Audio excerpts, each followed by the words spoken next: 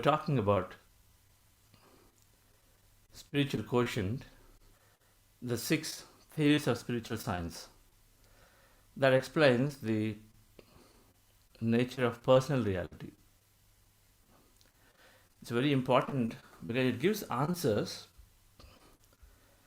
to many situations. It gives answers to why me. If a child prodigy at 6 years, if somebody is singing like Lata Mangeshkar, or 6 years someone is singing like Balamurali Krishnaji, then we don't understand unless we understand the 6 theories of spiritual science. Because you can't explain otherwise, logically. How can somebody at 6 years be that talented? How can you even get the ragas and the knowledge of everything that is able to sing so perfectly well?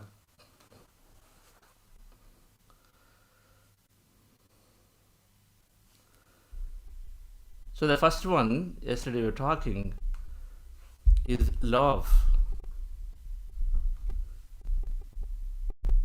The theory of consciousness, that everything that exists is energy, consciousness, everywhere. From there comes the life. So a seed sprouts into life, springs up into life.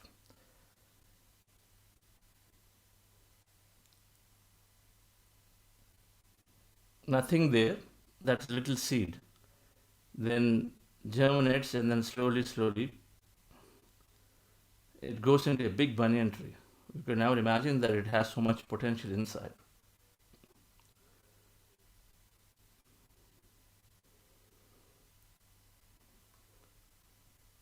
We clean all our cupboards, everything. We lock the homes and go away. And you come back after 30 days, there would have been many things that have come up there. Many insects out of nowhere come up there. They automatically create. They get created, and they create themselves, and they come up. Life comes up there.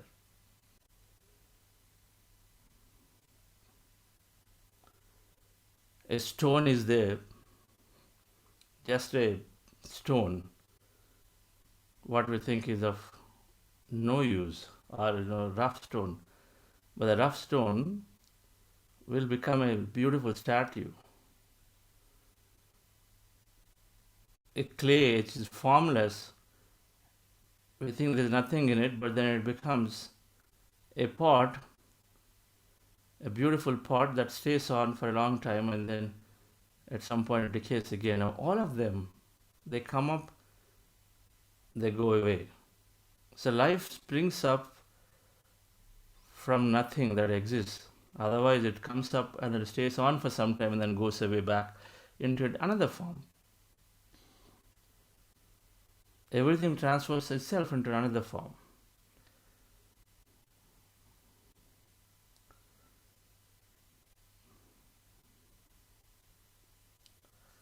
Always.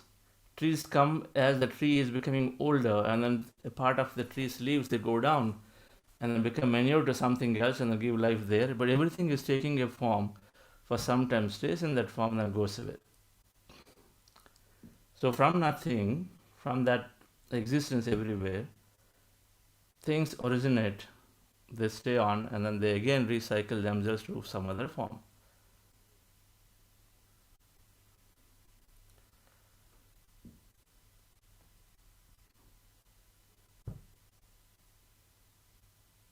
Now, when the life is originating, the second theory is theory of reincarnation. So life comes and then goes back, comes and goes back. And so this human form, same with everything, not just human speciality. Everything comes and then goes back and then comes back again. Now, So the humans do coming back again, it's reincarnation. Now the whole notion of why we coming back again and again is to simply experience ourselves the magnanimous potential of what we are. This is the exploration that consciousness is doing. There are several different masters talk about this.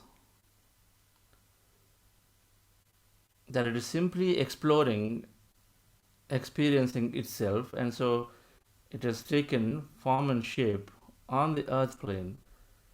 But in a quantum physics perspective, explain that there are multidimensional beings, everything is a frequency, so we come down to a certain level of frequency and be here, while we or any life form could be in another level of frequency, multidimensional being. But simply to say that we are here exploring ourselves in many different ways, growing, taking various experiences, growing all the way and becoming that thing again. What is that thing which is creator? Now if thoughts and feelings create our realities, we are co-creators. If our thoughts and feelings create our reality, so we are creating. What is creator? Somebody is creating things.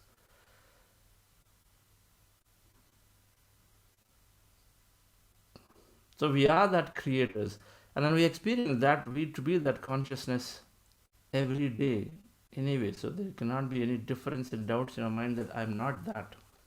We are that. So we become the co-creators to create things. So we are here to experience various aspects that we create.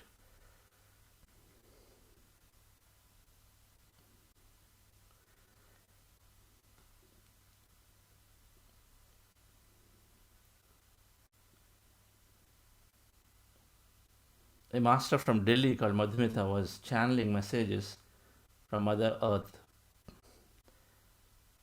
Mr. Patrici gave me this book to make some corrections. But this book is about 40 pages of messages. One on trust, one on creation, one on the cooperation.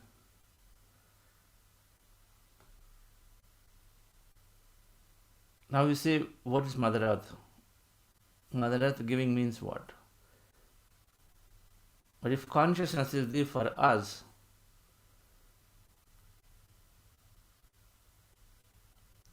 and if we say, if me and you and 10 other people are, say, part of a family, then there is a family consciousness. If they are part of a company, there is a company consciousness, right? We understand that as a group, we are evolving in a certain way.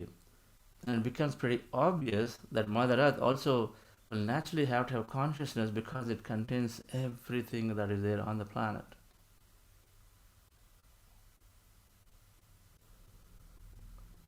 Things that we know little, there are things that we don't know, unlimited, within this Mother Earth. So there is this consciousness with which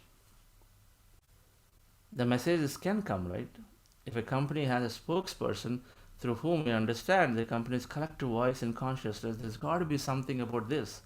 Why not? Why not? If there is some... So that's how we look at it, because everything is that intelligence is there.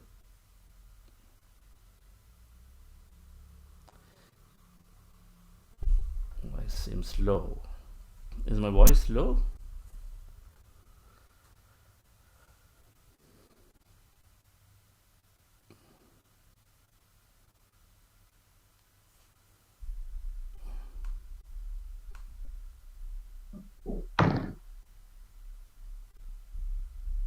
Okay.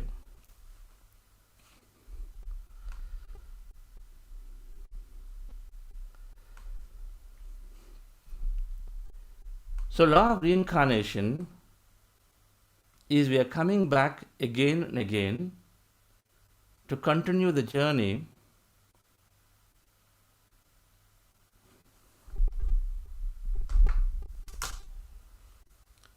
Koti, you said something? No, sir. No, it's clear voice. Okay. To continue the journey, to complete the experience that we are seeking here.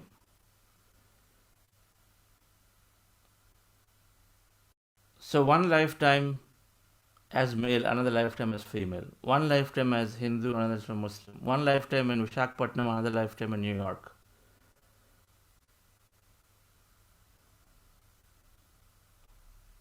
So, we choose situations, circumstances broadly that do not alter in a given lifetime. Broadly.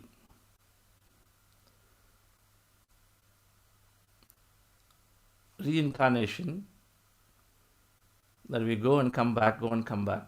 And so in each reincarnation, we are evolving from a tamasic stage to tamasic and rajasic to tamasic, rajasic, sattvic to tamasic, rajasic, sattvic and Suddha sattvic to nirgun. There is a level of evolution we're going. That's the Vedanta model. Now, if you read Western model, then there is this infant soul to baby soul to young soul to mature soul to old soul to then beyond the two levels, transcendental and infinite souls. Michael Newton and Gary Zukav, many others, not just one or two, many others.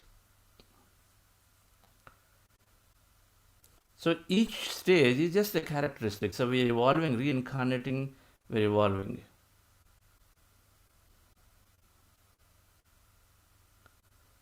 Each stage it's like, exactly what we've done in an earlier company. We learn a few things and then we go to another company, then we learn more things. So it's like that.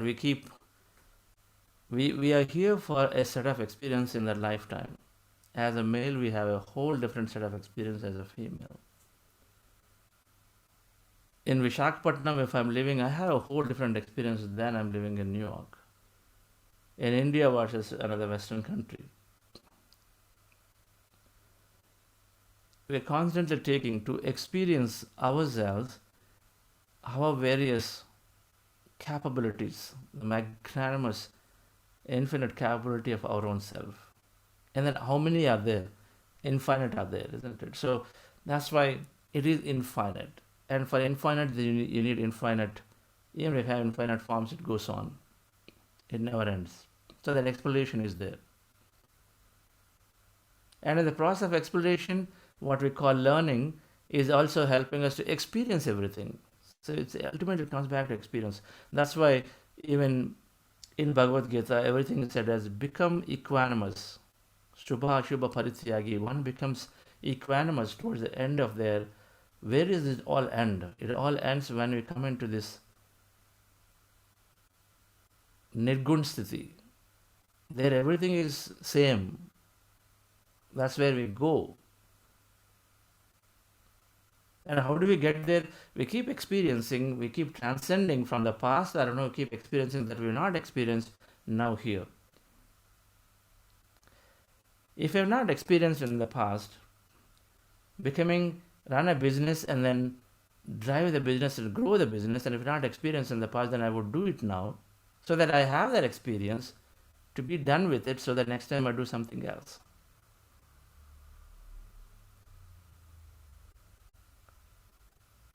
We do things enough times that we have that satisfied to say, yes, I have understood it all, so then move on to the next one. So the reincarnation is always there, where we are reincarnating as male, female. There in the evolution theory of spiritual sciences, there is no physical relationship. Physical relationships are formed here.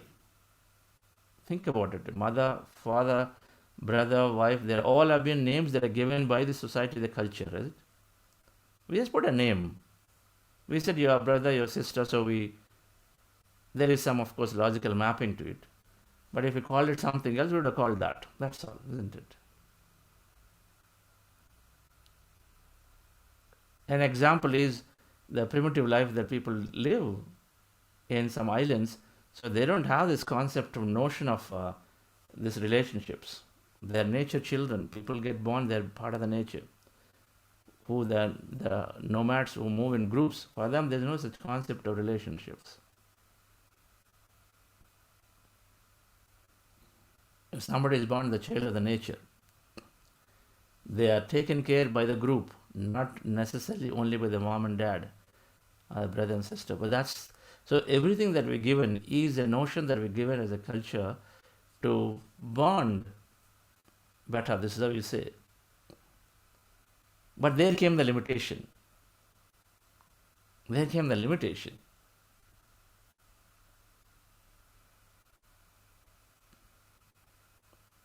But in any case, so reincarnation, there is no concept of physical relation that we have, but however, there is always that association, so whole set of experiences that are there together. And so those carry, because that what we call the samskara, they're carrying always from one life to another. Because experiences are nothing but a pattern of sequence of energy. We learned in week 3. Every experience in life event is a subatomic pattern of electrons and neutrons. They're all sequence of patterns of energy, they all exist. And so event is done, but then energy exists, right? Remember that pattern has to exist. It doesn't go anyway. Event means physically came into condensed, so to experience it, when it is finished, what has to happen? It has to go back up. Where will it go? It will become energy, and so the pattern is there. So there are samskaras are there, and anything that is not finished, anything is that is intentionally left open. Like I done a business, but I say, oh, I should have gotten to 500 crore business, not 100 crore, and I kept it open. That means you have set a signal out there for that to make it happen. So it's not a closed circuit. And so it has to go back and then find its way later. A closed circuit where I felt that I'm done. The moment I say I'm done with it, then it is done. There's no more there that you're. And when do you say I'm done with it? Either you've experienced now or you recollect from what has happened in the past. And that's what happened in meditation. Many times when I say I transcended a certain experience, I no longer desire something, is because in meditation we are knowingly unknowingly pulling up some of the past where we understand it instantaneously. I no longer need it. Because we recollect some of the past where we would have lived that. All it required was to recollect, and then if suddenly everything comes, then you don't feel that excitement anymore. So we keep transcending many desires. So reincarnation is there with grossly to go and understand, grossly to experience whole set of different experiences, but we are setting up. Now there is this whole theory behind it. We'll have to explore later to say how do we come into reincarnate. This is where the evolution of souls, Newton's books. Dr. Newton has written a book. Michael Newton is another. I'm talking about two different Newtons here. Dr. Newton Condoviti, who has come to some of the programs in the past, is written a very nice book, Science of Past Life Regression. Michael Newton's Journey to Souls. This could be starting points to understand, literally to a soul's journey. There are some of the starting points to understand this whole science about reincarnation. It's fascinating science. We learn remaining elements after meditation, dear friends. Relax yourself. We are doing breath mindfulness meditation, anapanasati. Our goal is to empty the mind. When you observe a breath, we empty the mind. With your eyes closed, fingers into fingers, cross the feet at ankle, remove the specs, and then observe your natural, normal breath. Take any point on your nose and observe that breath is going in and coming out. Breath is going in and coming out. So when you observe the breath, mind becomes empty. In case you have thoughts, come back to attend to the breath again and then continue observing again. Breath becomes lighter, mind becomes empty. Slowly. And that is the state we want to be in. This meditation is called anapanasati, a breath mindfulness meditation. So our goal is to be in the empty state of mind for as long as you want. And so we'll do that. And prior to starting, we're doing something called heart elevation. Just follow my guidance actively to slow down our brains, to get into deeper states of meditations. Relax yourself, dear friends. I'm playing music. I'm also guiding.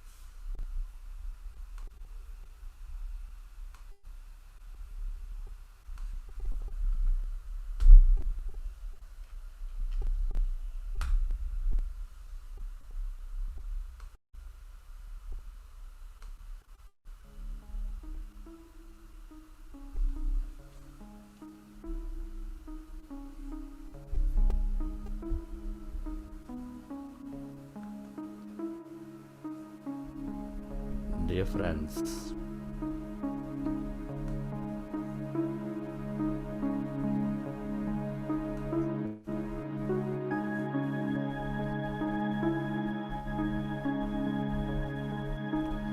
Dear masters,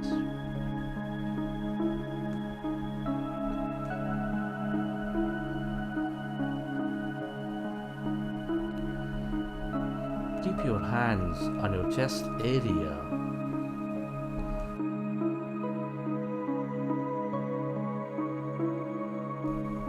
Rest your attention on your breath and on your sacred heart.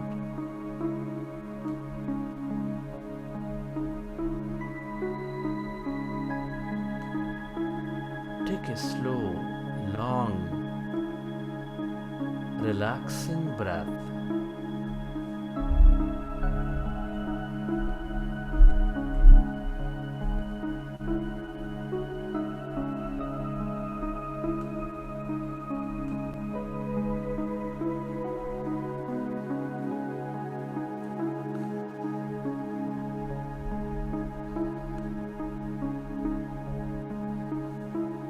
And can you feel your beautiful heart?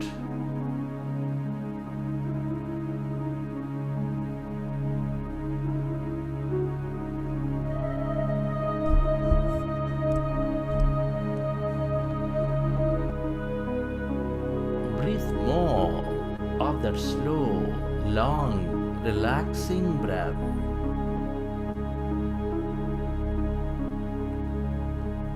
And feel your seat of all emotions.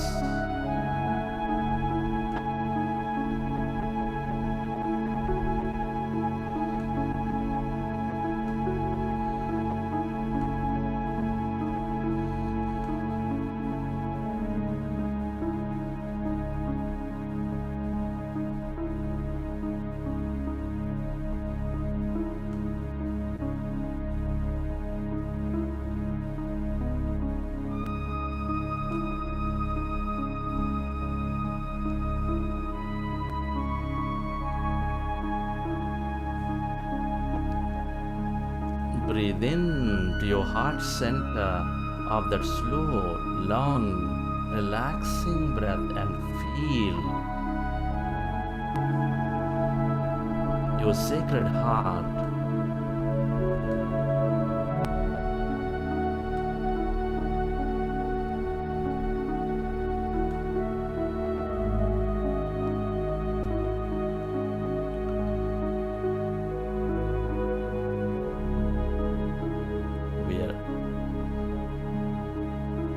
That seat of all emotions, which is nurturing all life with its love energy, with its gratitude, compassion, kindness energy.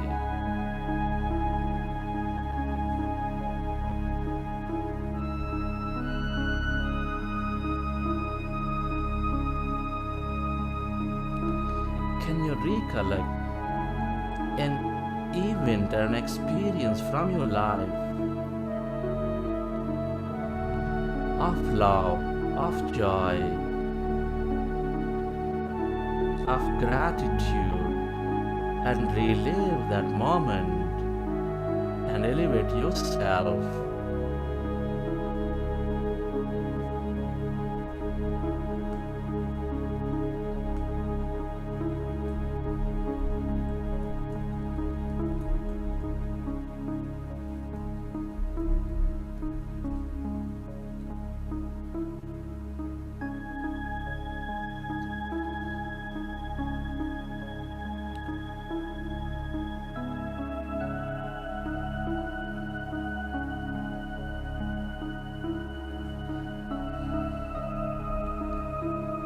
Relive that moment of love and allow yourself to feel that energy inside your beautiful heart,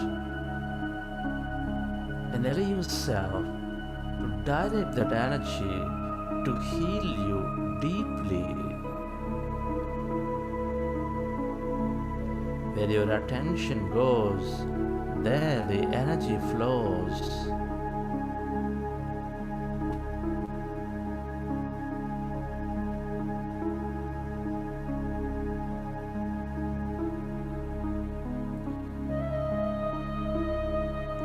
We are all deeply interconnected.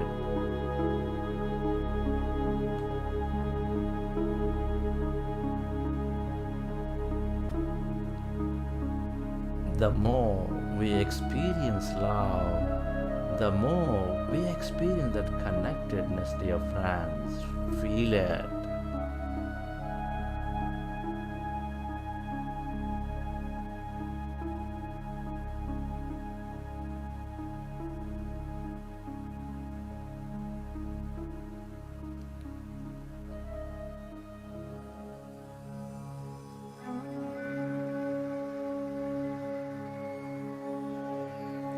And slowly, let's go into breath mindfulness meditation.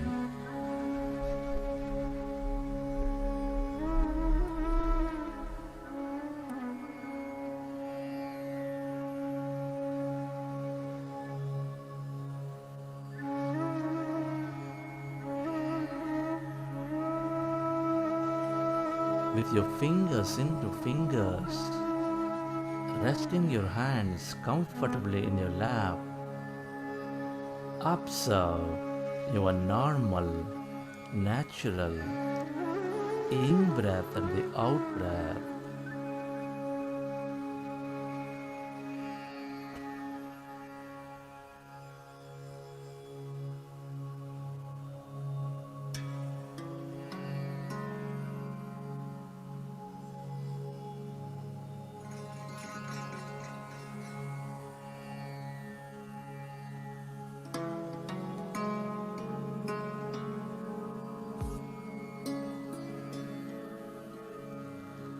Our goal is to empty the mind.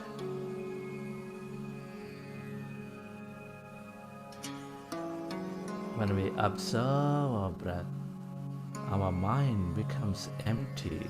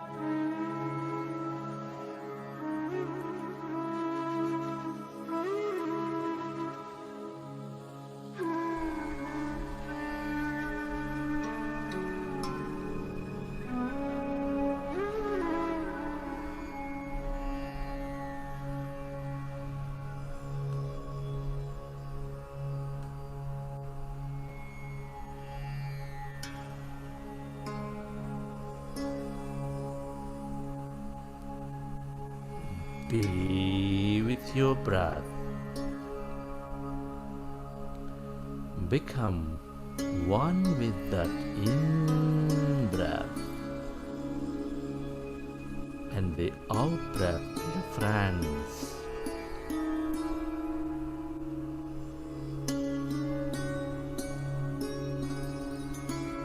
When we observe our breath, our mind becomes empty.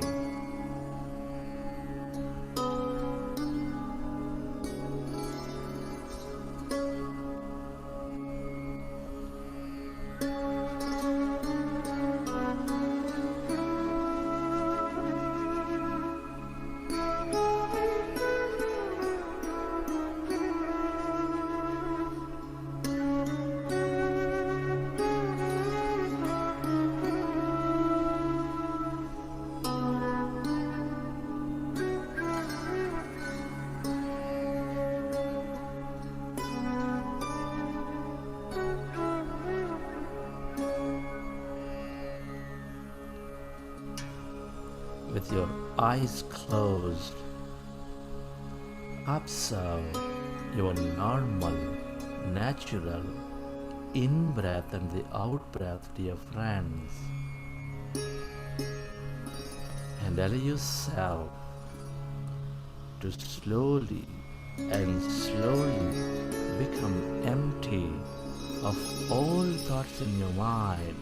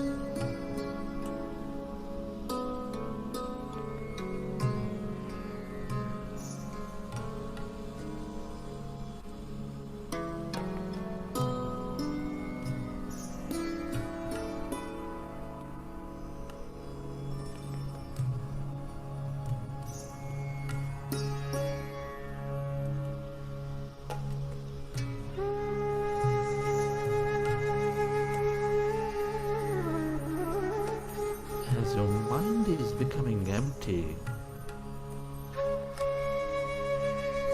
we channelize all that energy into the generous present moment.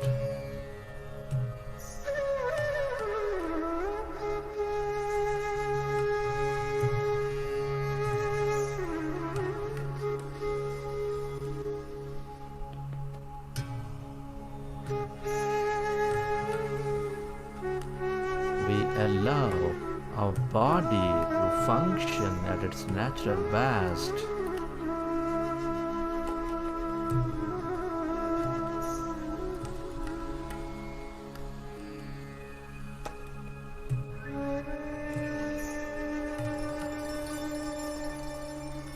We gain greater clarity about ourselves, dear friends. Be with your breath.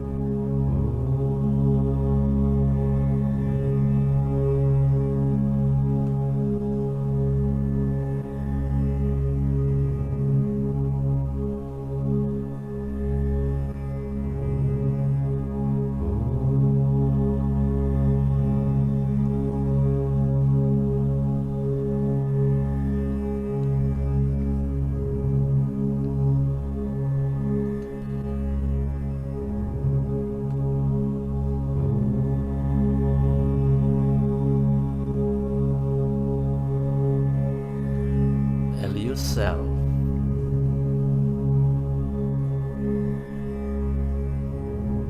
to merge into your breath.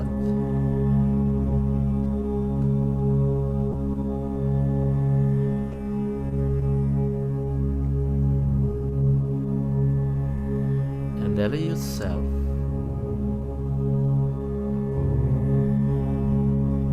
become totally empty of all thoughts in your mind.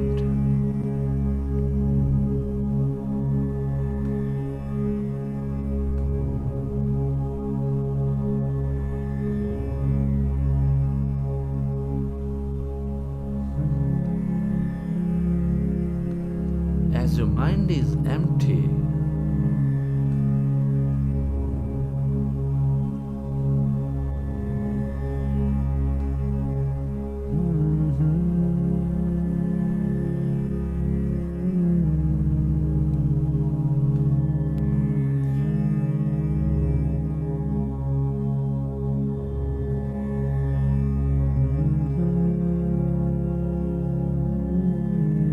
can you find that emptiness inside of you?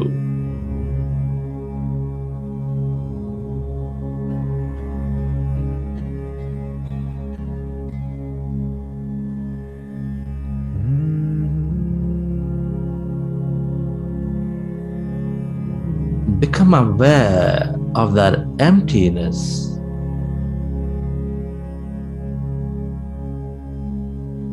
Of no body, of no thing,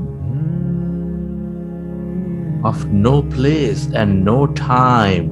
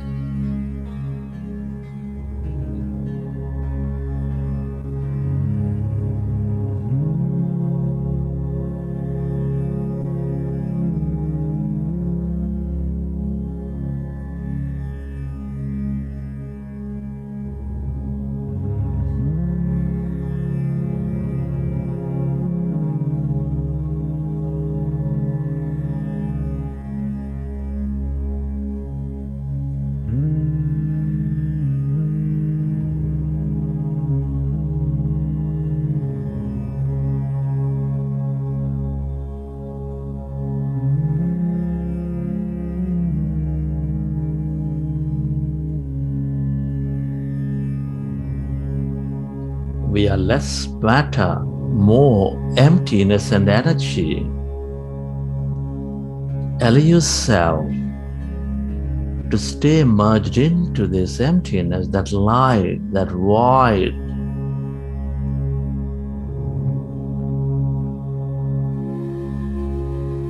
spreading far and wide beyond your body, beyond your room, stretching into the infinity.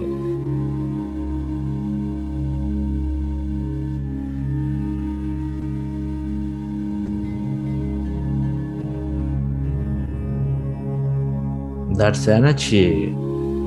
All emptiness is energy.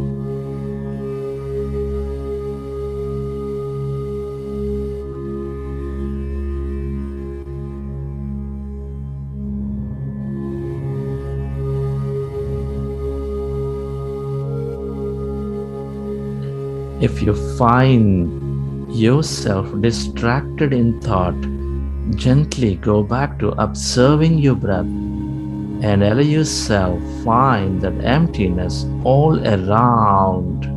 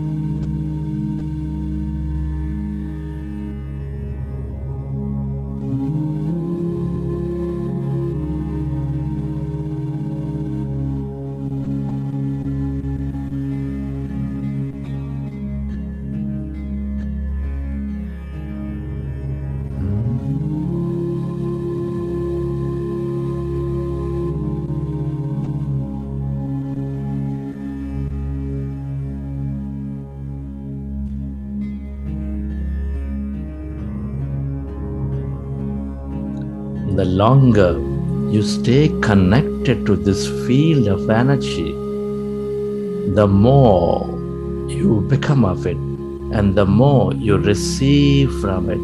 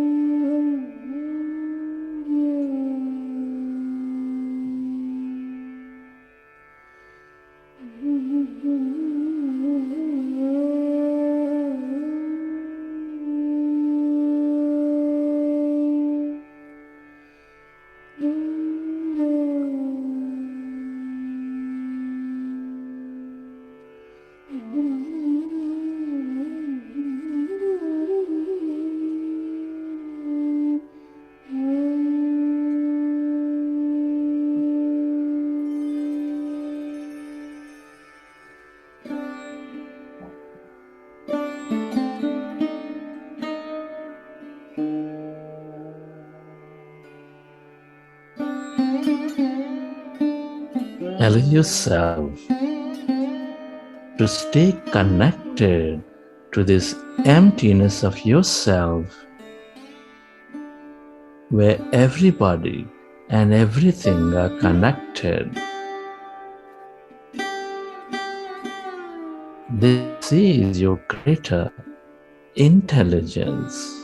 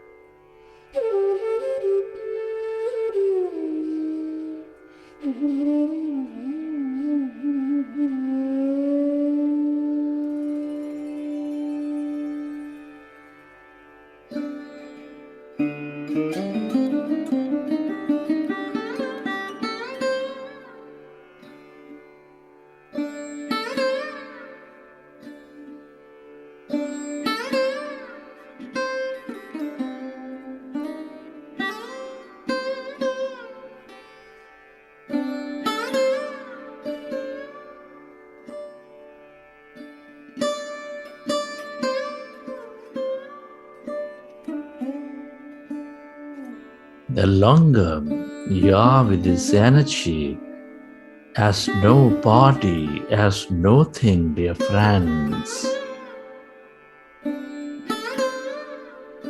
the more divine you become.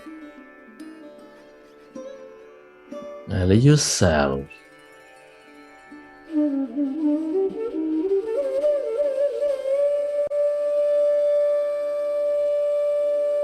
to merge into your breath and stay aware of this emptiness all around.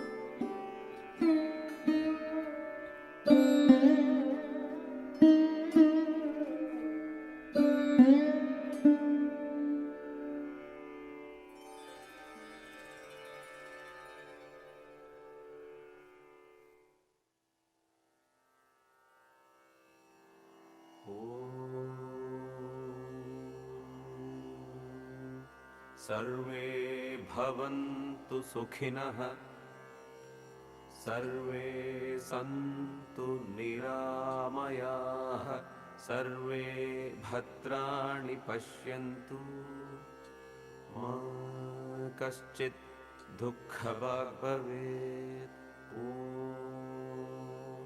शान्ति शान्ति शान्तिः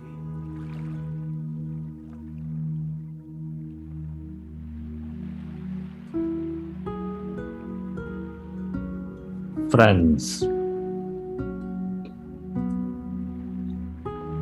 let's express gratitude.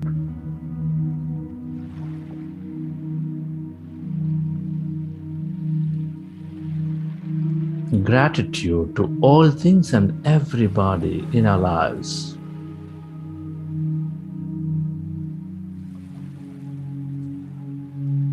To your parents, your teachers, your mentors, the people in your life, family, friends, to this nature, to the animals, to all the systems, governments, companies that support us, and to yourself, to this consciousness.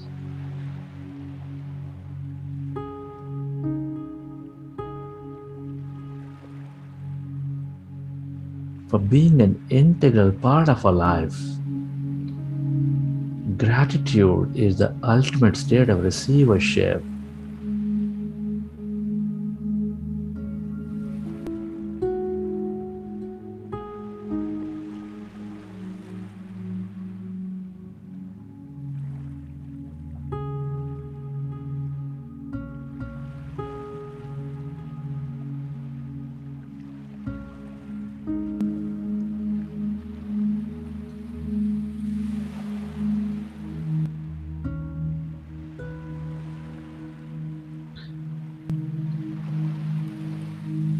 and recollect your experiences from the session. How did you feel? What did you see?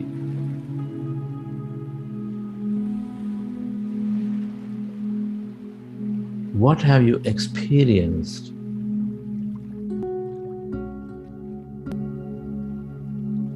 And whenever you're ready, you can keep your hands on your eyes for 5 seconds, and then you may open your eyes.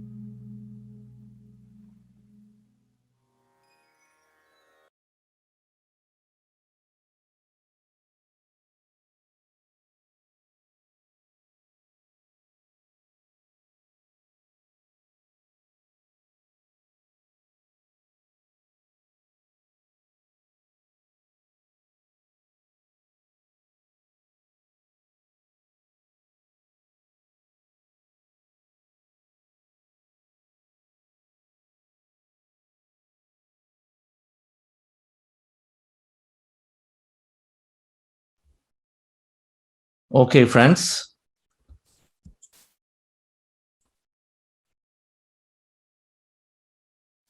We have Enlightenment Hour with Patriji today. And start at 7:30.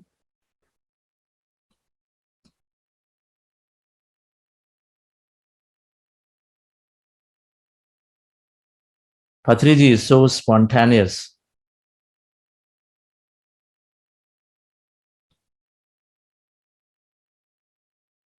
He's always flowing.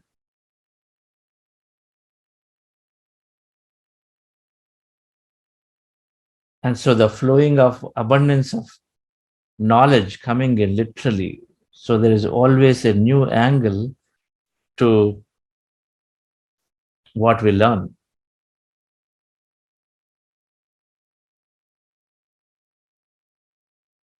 If you recollect, in the last session, he was asking everybody a question: what is enlightenment? And he gave a simple answer. Enlightenment is to wait patiently for tomorrow, for in this lifetime.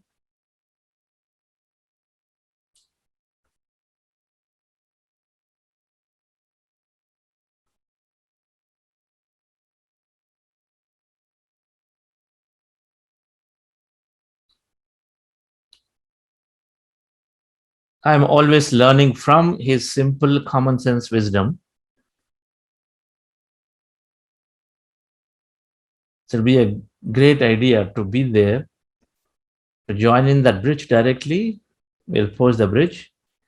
In fact, there's an opportunity to ask questions. So we're going to have one more connect before this program ends next week on this Tuesdays with him. It'd be sort of nice to have your experiences shared with him, and how, as particularly if you've been meditating, whether it's new or in the last few months, he's always giving enough lot of attention to listening to your experience. So I look forward to some of you participating and asking either a question or share your experience there today.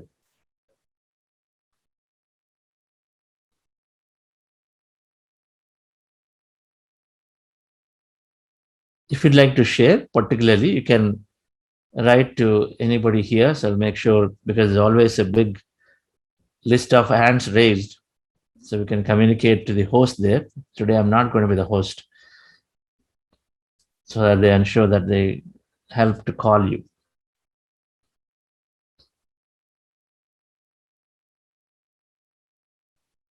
It's not sharing alone. When you share, you don't know what piece of message will come from him back.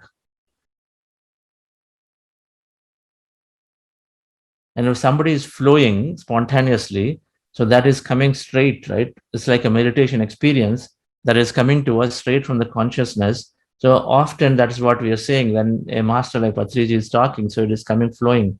It's like a meditation experience coming when we interact. That's why it's always powerful to interact.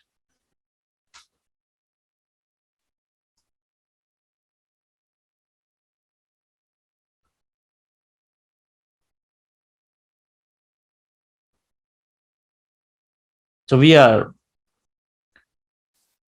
part of the spiritual quotient. We're understanding personal reality, the 6 laws, 6 theories. Repetition helps us to remember. So maybe all can tell. So first one is theory of consciousness. So theory of consciousness. Second is theory of reincarnation.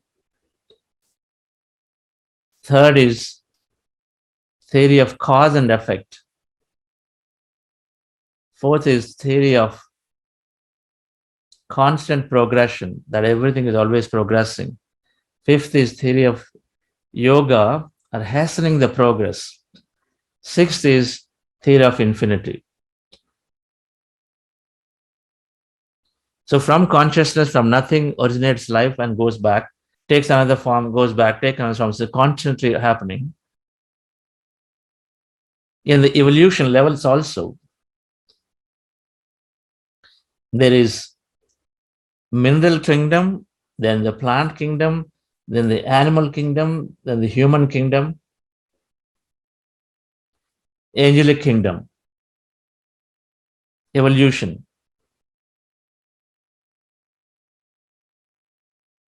The consciousness is evolving from this massive, mega, all this mineral kingdom.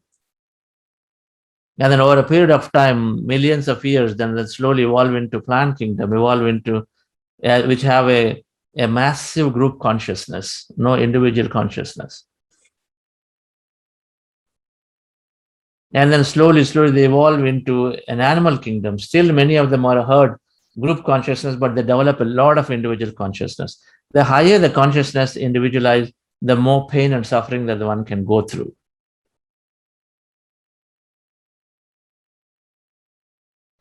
The more pleasure, the more experience that they do, but they also will go through more pain and suffering. The contrast is there to experience, the higher the consciousness. It's common sense that if something did not move, whereas something is able to move from place to place, so naturally you're experiencing a lot more, right?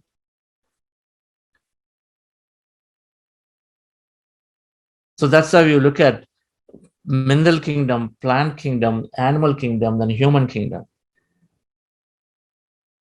And we always know that animals are working at instincts and feelings, but the humans have this cognitive, conscious mind to create many, many things. That's why our brain is always so big compared to any animal, where they have almost no or very little the neocortex or this frontal brain or this creative brain. They're merely working on instincts, which is our second brain, our limbic brain, which is basically feelings and instincts. We do have that, they have it. But then we have this big part of the brain, which is that conscious brain. What are we utilizing? 5%.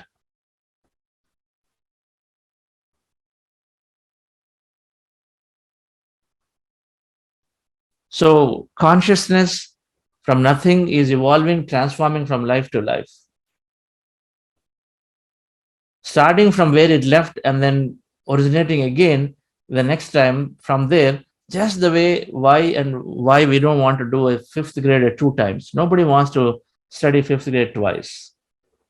Nobody wants to go back and do that same job role a second time because we have done with it.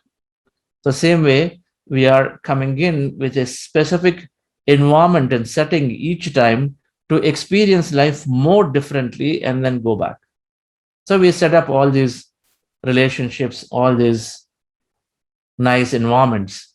Just the way last 10 years I worked in Bangalore, I feel like going into California and I want to work. And so suddenly the thought comes, and then we go around and setting up that environment. So we want to go to California. What is that? It is a setup we are doing, right? We're choosing.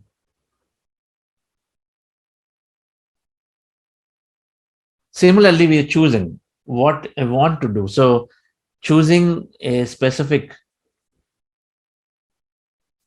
type, birth type in Raf incarnation, mostly massively for the whole lifetime, we with a culture, with a society, with the environment, we're learning various aspects from people.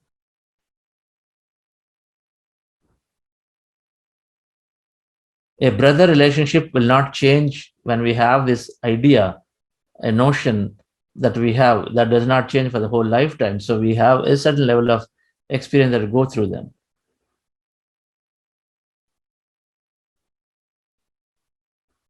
So as we reincarnate, now when we are here, then we are playing multiple dramas.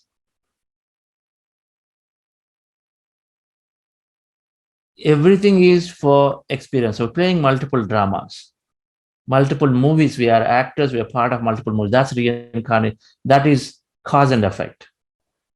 Karma. The cause and effect is that whatever you do, there's always an effect to it. So if I help somebody in return, then naturally they felt so good. They wanted to come and participate in your own things next time.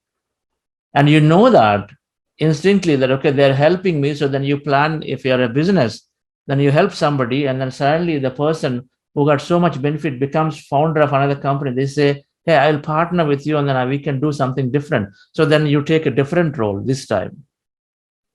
Earlier ran a business from Bangalore. Now you made this great friend who helped them, who are sitting in Africa, and they say, you come here, let's do a different business, because now I've got all the contacts. You go there and then take a different role and then start a different business. Here one role, there another role. Because the help is there, you know it, you understand it. Now if you hurt somebody, then that is also happening. That equal and opposite of that is also happening, because when you hurt somebody, then later on as we go along, somewhere either we are regretting, and so we create, every time a regret is there, thoughts and feelings create reality. So either somewhere we regret and say, why did I do it, as our evolution increases? So we regret, and so there we create that experience. Why did I cheat them? What kind of pain they would have gone through? I shouldn't have done that. Man, that would have been horrible for them when I cheated them. When you have that, automatically then we are thinking to seek that experience again.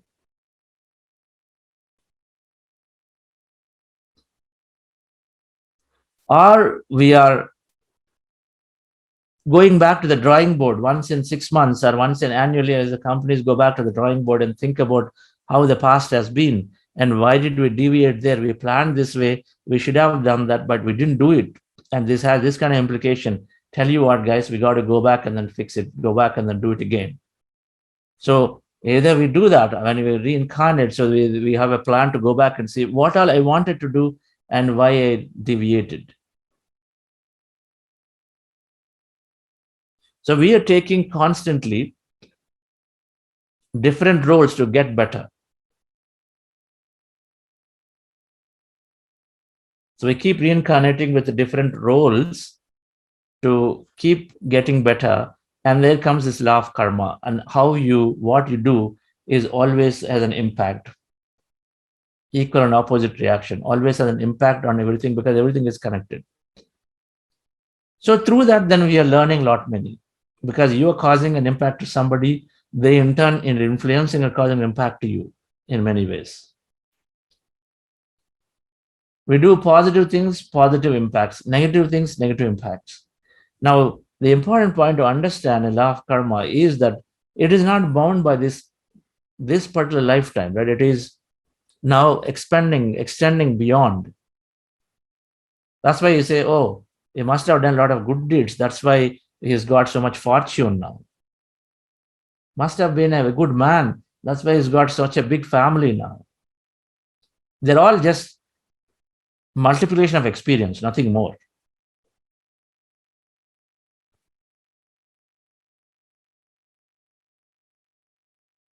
So, in the same way, we must understand that if I'm going through suddenly some adversity, just the way we are really saying must have done a lot of good things that in the past, say we must understand when there is an adversity that's happening to us right now,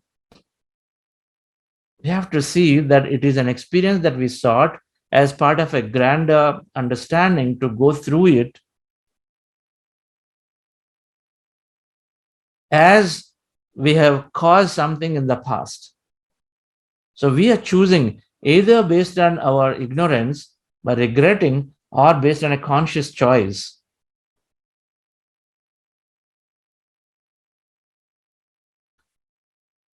Now, let's say there is a tough market in businesses.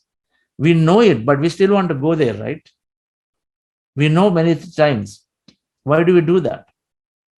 So there is a market, there is a country, it's all, violence is there, this is there, that is there. But still knowingly, nobody is going unknowingly. Knowingly we go into it, isn't it? Knowingly we go in, knowing that it's going to be tough, knowing that there are going to be some kind of, casualties or some kind of impacts, unexpected stuff that may happen, but we still go in because there is something that is telling us to go and do it because it's an experience that we do seek. Knowingly, people are in wrestling getting kicked, kickboxing, are getting punched pretty badly knowingly. But why is that we're doing? Because there is something else that says, hey, that kick or that punch is minuscule compared to the experience I get out of winning or participating in a game.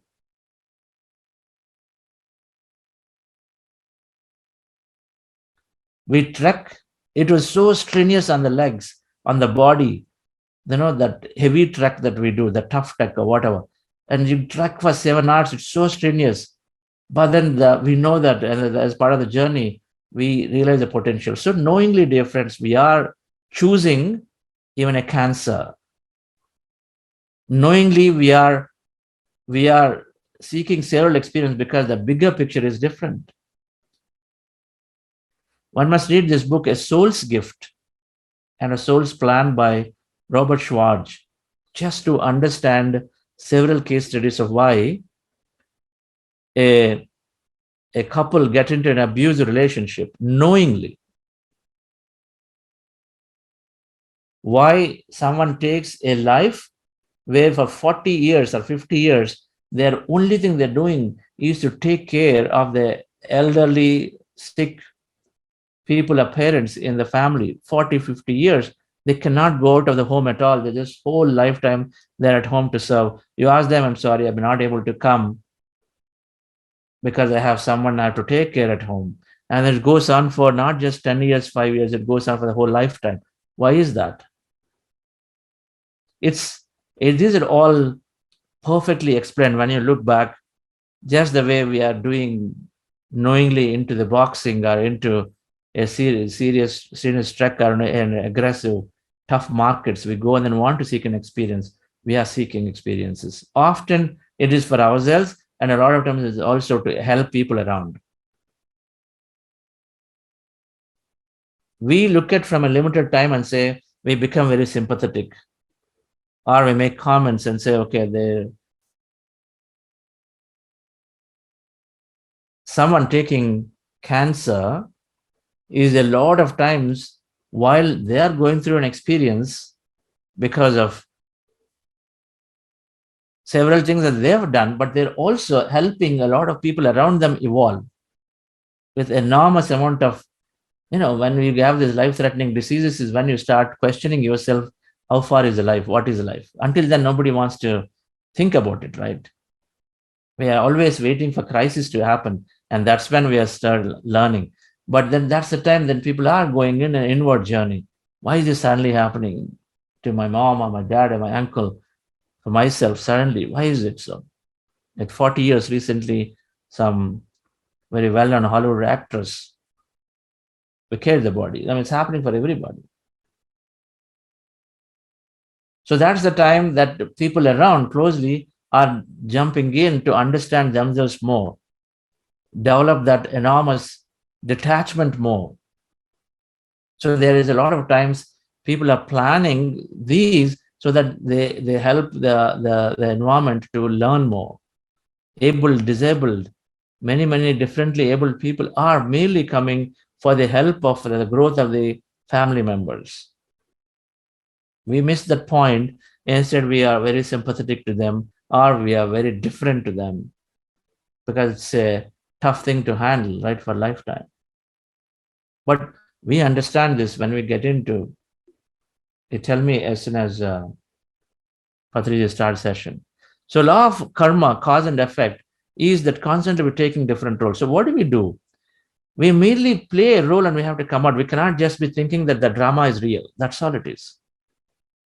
Even if quantum physics is saying that it is an experience is so temporary, that's what Neil Bohr said, right? Everything we experience is not real. So it's so temporary. It is there until the time you put your attention. And then it goes away. And we know that. And many businesses also just disappear overnight. Many things that we've done become really things of the past. It's so temporary. It has no meaning anymore after the experience. So why hold on to it?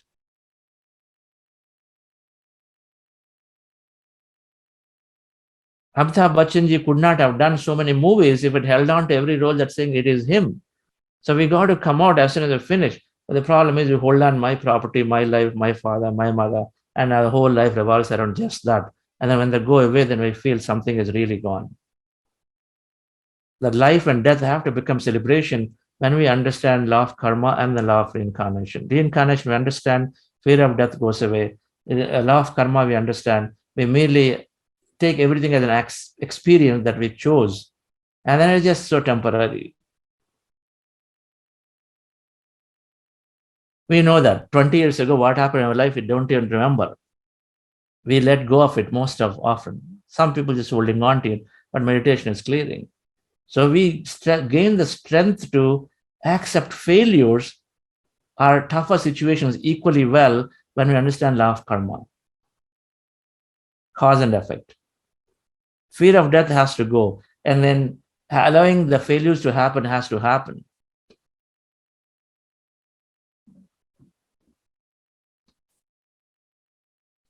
We develop equanimity.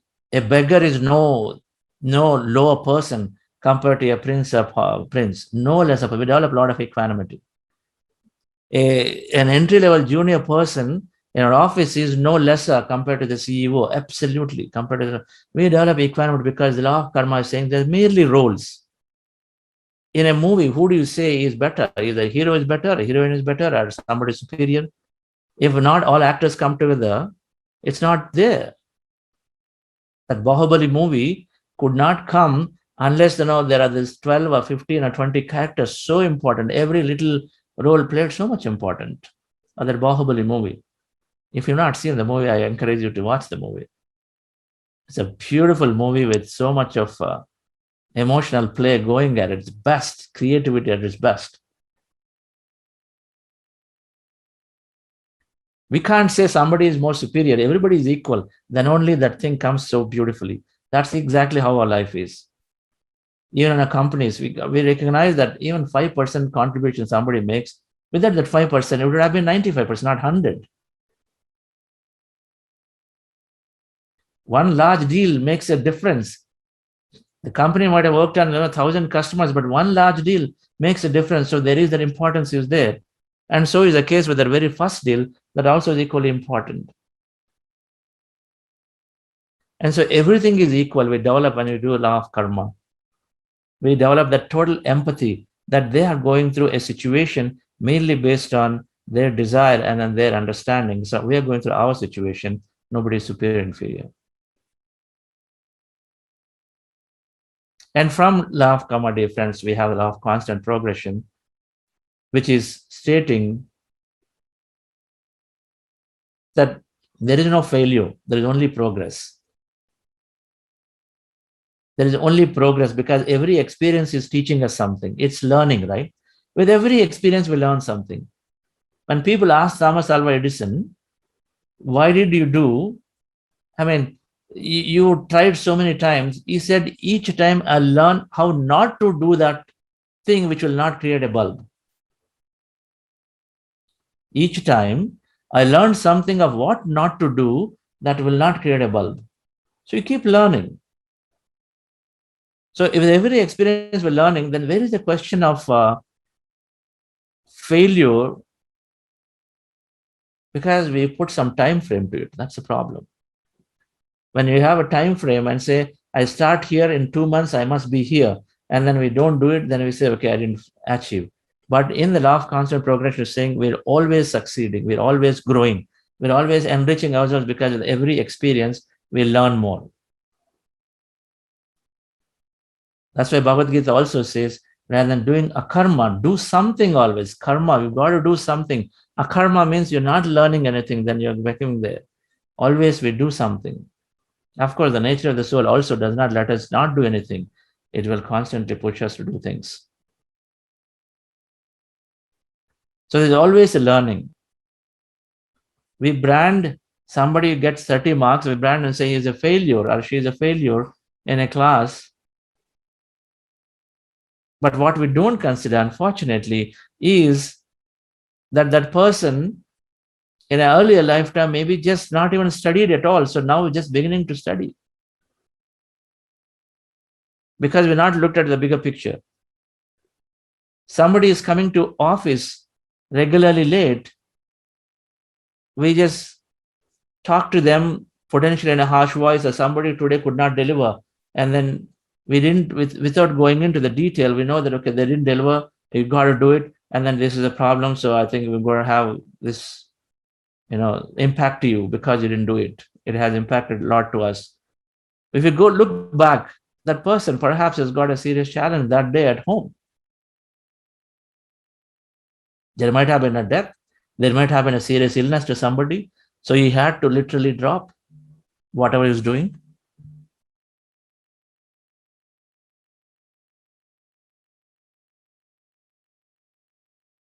So we become more empathetic to go back, dear friends, to look through. The more empathetic, the more we extend our horizon, the more we understand that everything has a reason. So we develop that empathy, the more we're seeing it. So law of constant progression is saying that there's no failure, there's always a progression. So never we feel that I failed. Businesses happen. They fail, one business you may fail, but it is stepping stone, which is a truly stepping stone because you learned enough experience so that you are going to implement in the next one patiently. I've gone through what should have been a 7-year cycle, 14-year cycle of my business, but I know that there is enough learnings. You got to patiently wait. Perseverance matters. Yes, I'm done. Perseverance matters. You got to patiently wait. Whatever you start will absolutely succeed. You continue to help. Don't wait for this to happen, then you can do. So I always did my business as well as parallel to that, to service. So there are several learnings that we have that I know that next time team is important. We should also learn the hard way. So a lot of times we think I know everything all. So put aside, the team is important. If you don't have a team, you can't really build something bigger. You will learn lessons the hard way, but we do it. So friends, tomorrow we learn the fifth one, which is law of yoga, which is accelerating everything. And we also expand on this infinity.